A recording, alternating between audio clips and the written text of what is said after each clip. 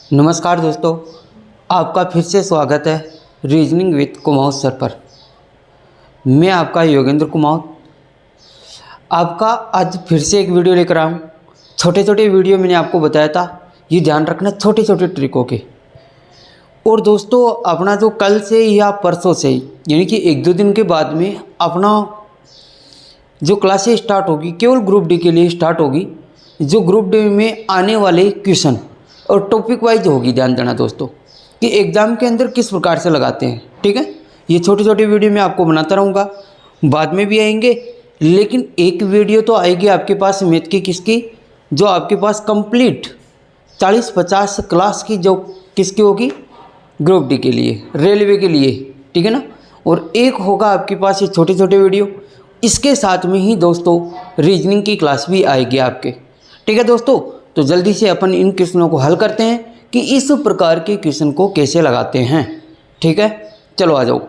तो देखो question number 1, देखो इस प्रकार के क्वेश्चन आते हैं। पिछली बार 2018 वाली वैकेंसी के अंदर आए थे रेलवे के अंदर। तो देखो यहाँ पर ये आपको दे रखा है 1/2 गुणा 3, 1/3 गुणा 4, ये इस प्रकार से क्वेश्चन दे रखा है।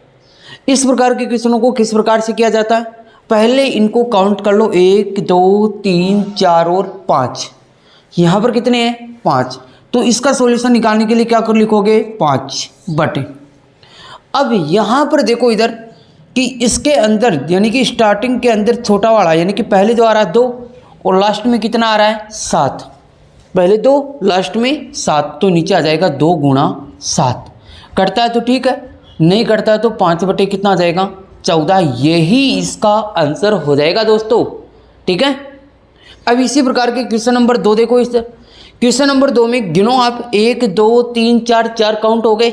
यहाँ पर आ गया आपके पास 4 बटे, आगे क्या आएगा, स्टार्टिंग में 3 और लास्ट में कितना आ रहा है 11 आ रहा है दोस्तों। ये एक सीरीज से चल रहा है, देखो 5 यहाँ पर आ गया, 7 यहाँ, 9 यहाँ, ठीक है ना, ऐसे आगे चल रहा है। तो यहाँ पर आपके पास आ जाएगा, उस साइड पहले 3 आ रहा था, यहाँ पर 11 आ रहा है दोस्तों।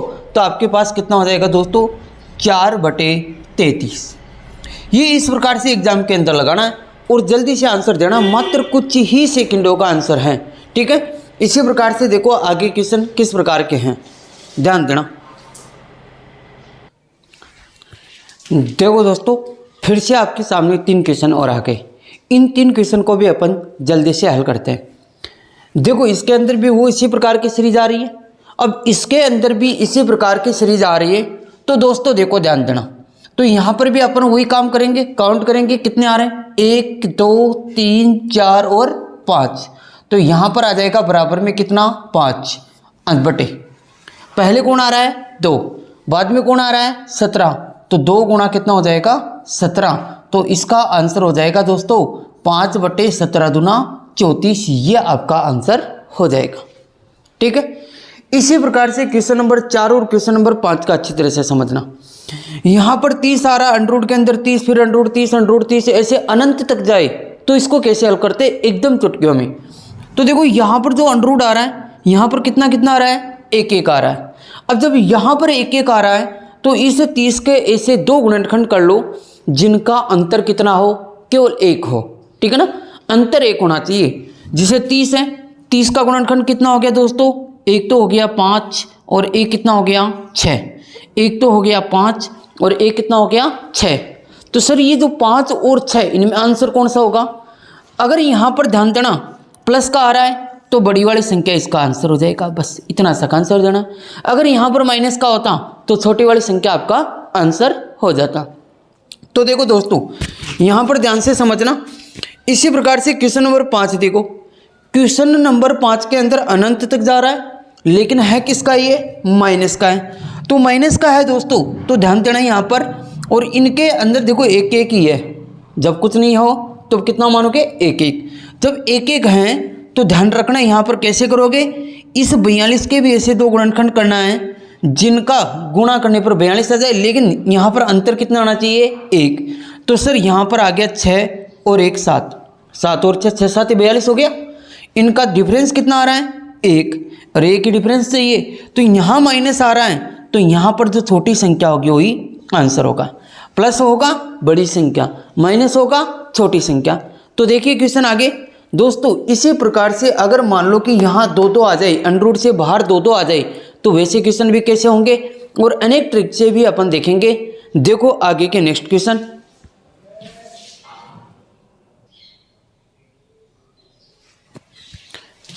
देखो दोस्तों, फिर से आपके सामने 3 क्वेश्चन आ गए। 3 क्वेश्चनों को भी अपन क्या करते हैं, हल करते हैं। देखो किस प्रकार के क्वेश्चन होंगे, कैसे अपन हल करेंगे। देखो क्वेश्चन नंबर 6, क्वेश्चन नंबर 6 में देखो वही क्वेश्चन है, लेकिन यहां पर कितने आ रहे दोस्तों, 2 आ रहा है। तो इस 35 के ऐसे गुणनखंड करेंगे, ध्यान रखना ऐसे 2 गुणनखंड करेंगे जिनका अंतर कितना है दोस्तों, 2 आए, क्योंकि अंतर 2 आना चाहिए, इसके बाहर 2 है। देखो इसके बाहर कितने हैं, 4 है, इसका मतलब ऐसे 2 गुणनखंड करेंगे जिनका अंतर कितना है, 4। ऐसे 2 गुणनखंड करेंगे जिनका अंतर कितना है, 2। 3 क्वेश्चन और है। तो देखो इसका, देखो अगर इसका अपन बात करेंगे तो 35 का कितना हो जाएगा, 5 और 7 प्लस की चिन्ह है, तो यहाँ पर आपके पास बड़ी संख्या आ जाएगी। इसी प्रकार से 12 का देखो, यहाँ अंतर 4 आना चाहिए, तो कितना हो जाएगा दोस्तों, 2 और 6, 6 दूनी 12 होता है। यहाँ पर प्लस का चिन्ह आ रहा है, तो बड़ी संख्या कौन सी हो जाएगी, 6। यही इसका क्या हो जाएगा, आंसर हो जाएगा। उसके बाद में क्वेश्चन नंबर देखो 8 में देखो 15 के ऐसे 2 गुणनखंड करना है। 15 के ऐसे किसी भी 15 के कर लो, 15 के ऐसे 2 गुणनखंड करना है जिनका अंतर 2 आए। तो सर 2 अंतर आ रहा है, 3 और किसका, 5 का, 3 पंजे 15 हो गया, अंतर 2 आ रहा है। तो यहाँ पर जो माइनस का चिन्ह आ रहा है, इसके कारण इसका आंसर क्या आ जाएगा, 3, यानी कि छोटी संख्या माइनस छोटी संख्या प्लस बड़ी संख्या। दोस्तों शेयर जरूर करना, लाइक जरूर करना, और ध्यान देना दोस्तों, अगर आपको अच्छा लगे वीडियो तो कमेंट करके जरूर बताना कि किस प्रकार का ये, किस प्रकार की क्लासें बन रही हैं, किस प्रकार की आवाज़ या किसी भी प्रकार का आपके पास समस्या हो तो कमेंट करके जरूर बताना, ठीक है ना। देखते हैं नेक्स्ट क्वेश्चन अपन और आगे।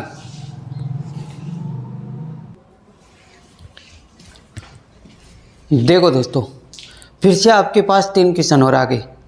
ये जो 3 क्वेश्चन है इसका क्या है, ये 3 क्वेश्चन ये हैं कि किन्हीं भी 10 क्रमागत संख्याओं का योग कैसे होगा, कि 10 क्रमागत संख्याओं का योग किस प्रकार से होगा, ये अपन को ज्ञात करना है। ध्यान से समझना दोस्तों, इसका भी अच्छा ट्रिक है, क्योंकि ऐसे भी क्वेश्चन आ जाते हैं कभी कभार कैलकुलेशन के अंदर बीच में डाल देता है, तो इसलिए ये भी ध्यान रखना, अच्छी तरह से याद होना चाहिए आपको। और ध्यान रखना, अगर इसको कैलकुलेशन या फिर अलग लगा रहे हो, इसका मतलब आप बहुत पीछे हो, ठीक है ना। तो कई स्टूडेंटों से आगे निकलने के लिए अपन को दोस्तों ये वाली ट्रिक आपको याद रखनी है, ठीक है दोस्तों। तो देखो यहाँ पर क्वेश्चन इस प्रकार से आ रहा है, 13, 14, 15, 16, 17, 18, 19, 20, 21 और 22। तो आपको कुछ भी नहीं करना है, जो आपके पास पहली जो संख्या होती है, जो पहली संख्या होती है, इसमें कितना जोड़ना है, 4। पहली जो संख्या 10 क्रमागत संख्याओं का योग अगर आपको ज्ञात करना है, तो पहली जो संख्या होती है दोस्तों उसके अंदर कितना जोड़ना है, 4। तो 13 और 4 कितने हो गए दोस्तों, 17। और उसके साथ में ये योग होने के बाद में इसके लास्ट में कितने लगाना है, 5 लगाना है। यही आपका क्या हो जाएगा दोस्तों, आंसर 175 हो जाएगा। इसी प्रकार से क्वेश्चन नंबर 10 देखो, क्वेश्चन नंबर 10 में भी ऐसे ही करना है कि 10 क्रमागत संख्या है। अब ये जो स्टार्टिंग का है जो 105 आ रहा है, इस 105 में कितना जोड़ना है दोस्तों, 4। अरे कमेंट करके जरूर बताना, 105 प्लस 4 तो 109। लेकिन मैंने आपको बताया कि लास्ट में कितना लगाना है, 5 जरूर लगाना। यही आपका क्या हो जाएगा, आंसर। दोस्तों कैसा लगा, कैसी लगी आपको ट्रिक, ध्यान देना। एक आपके पास और है, जैसे ये वाला है, इसके अंदर 700 जो 4 आ रहा है, इसके अंदर 4 जोड़ेंगे तो आपके पास हो जाएंगे 708। तो दोस्तों लास्ट में कितना लगाना है, 5। तो ये आपके पास आ जाएगा 7085। ये आपका आंसर हो जाएगा। ये जरूर बताना, कमेंट करके जरूर बताना कि आपको ये ट्रिकें किस प्रकार की लगी, आपको मज़ा आया या नहीं आया, ठीक है दोस्तों। तो चलते हैं एक लास्ट ट्रिक और बात करते हैं इसके बारे में कि किस प्रकार की कैलकुलेशन और आ जाती हैं। तो देखो सामने, आपके सामने क्वेश्चन।